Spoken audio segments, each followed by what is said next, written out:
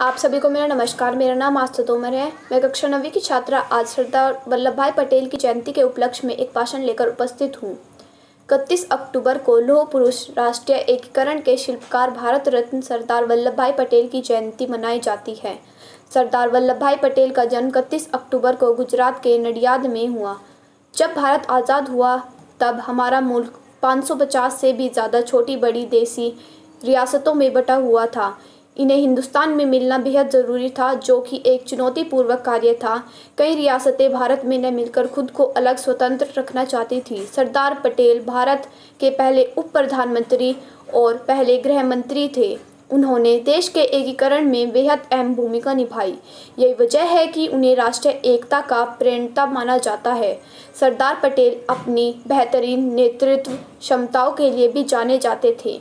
पूरे राष्ट्र को एकता के सूत्र में पिरोने वाले सरदार पटेल को भारत का बिस्मार्क भी कहा जाता है। स्वतंत्रता प्राप्ति के बाद देशी रियासतों का एकीकरण कर अखंड भारत के निर्माण में उनके योगदान को भुलाया नहीं जा सकता है। उन्होंने सभी रियासतों के राजाओं को यह स्पष्ट कर दिया था कि अलग राज्य का उनका सपना असंभव है और भारतीय गणतंत्र का हिस्सा बनने में ही उनकी भलाई है। उन्होंने अपनी बुद्धिमत्ता और राजनीतिक दूरदर्शिता से छोटी रियासतों को संगठित किया।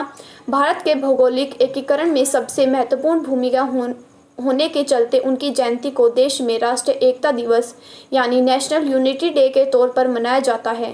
पहली बार राष्ट्रीय एकता दिवस 2014 में हमारे प्रधानमंत्री मोदी जी के कहने पर मनाया गया था। सरदार पटेल का जन्म एक किसान परिवार में हुआ था। वे अपने पिता झवेर भाई पटेल और माता लाडबाई की चौथी संतान थे। उन्होंने लंदन जाकर बैरिस्टर की पढ़ाई की और वापस आकर अहमदाबाद में वकालत करने लगे। महात्मा गांधी के विचारों से प्रेरित होकर उन्होंने भारत के स्वतंत्रता आंदोलन में भाग लिया।